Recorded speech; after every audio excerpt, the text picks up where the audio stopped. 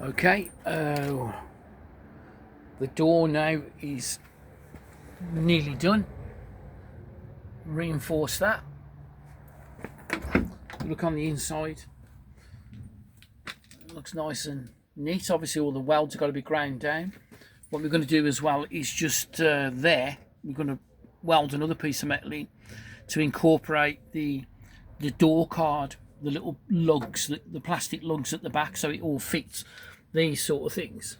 So obviously you can get them, and again I'll show you how to fit them and line them up. The door regulator is completely shot in the door, so I've removed that and I bought a new one that's going to go in, so the door will look brand new when it's finished. So today what we're doing is, let's have a look. As you can see, just moving on. I think the last video was removing the floor pan, which has been now removed. I was just going to say with these as well, when you cut this out with the reciprocating saw, always leave about 2 inches, 25 mil, something like that. Don't ever cut into this. This is like on the tunnel. This is like a you know, the heavy duty support for the floor, so never cut into that. When you cut the floor pan out, what you want to do is use an air chisel then to sort of push up, and it'll all peel back like a tin of sardines. It'll all come off. Now I've got the new floor pan over here.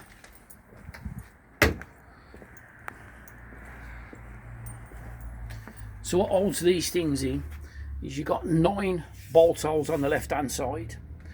You've got that leading edge, which I just showed you, that actually fits onto there. Sometimes they're a bit too big and you have to trim them off, fine tune them in, but it's not hard. So you've got 9 of them big holes, and then you've got 2 holes at the back that seat at the back. Okay, they're not too bad to get out, quite easy. So today what we're going to do, we're going to start off with, where is it?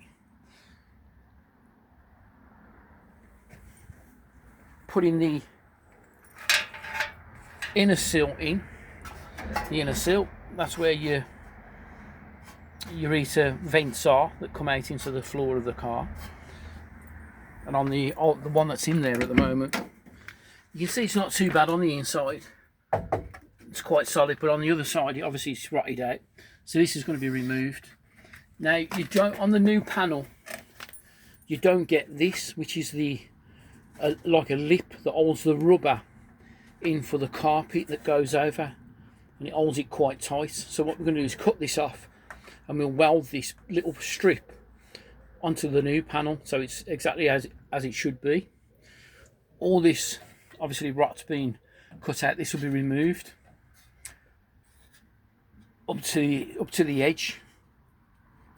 Underneath we will weld a panel. Just bear with.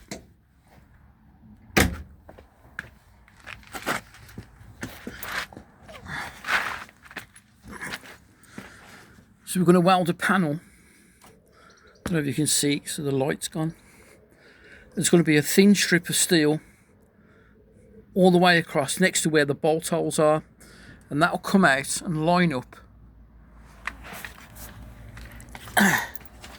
with this. So basically you'll have a strip of steel from where the bolt holes are on the frame coming out, matching this edge, brand new all the way along. All this crap we cut out, all this rot, and obviously the end bit of what was the floor, that's coming off. It's just that, I think it's 2 welds just to nip off with a blade, and that'll come out. So we go across, cut all this out, then the new panel comes in and lies over this,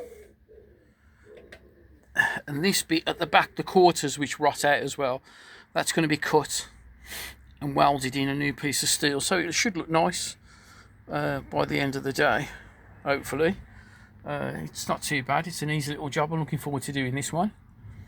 And again, these things, they do rot out, so I think it's important when you do them to make sure that you put like rust treatment on them, especially like in the UK. We salt the roads over here, and once the rust gets old, it sort of just burns straight through it. So, but they are original rocker panels, these are. So they've done well, 52 years old, they're not too bad. So it's all going to be linished up, all these welds. And again, just for those probably who missed the first couple of videos, how can I put it? This door was like rot here all the way. It was all the doors broken completely, wouldn't close properly, etc. So what you do is, inside the door, you weld a piece of steel higher than the rot. So you tack it from the inside. Let's open the door so I'll show you.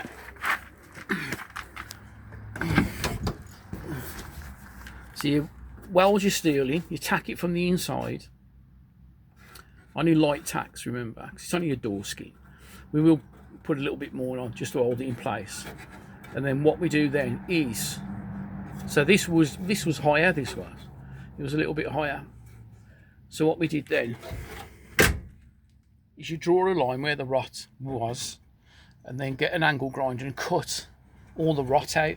And what happens is that metal at the bottom then lines up with the top piece on the door. It's sort of, they go together. And what you do is you put your hand behind it. I use magnets to draw the two pieces of steel together so you get a nice even surface. It's got to be linished, obviously it's got to be filled. And what I do as well is, just to reinforce the door, I'll weld another piece of steel just over it, so you've got a nice reinforcer on that line all the way across, and the door will be as good as new.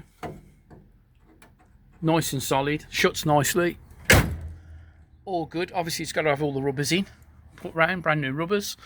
But yeah, I'm well pleased with it. It didn't take too long. The door handles are being renewed on this as well.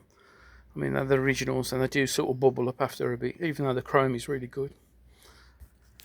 So we're doing the rocker covers today. Rocker covers and putting that floor pan in. So a few hours work, but hopefully everything will go well, and that'll be all good, and I'll see you on the next video. Take care.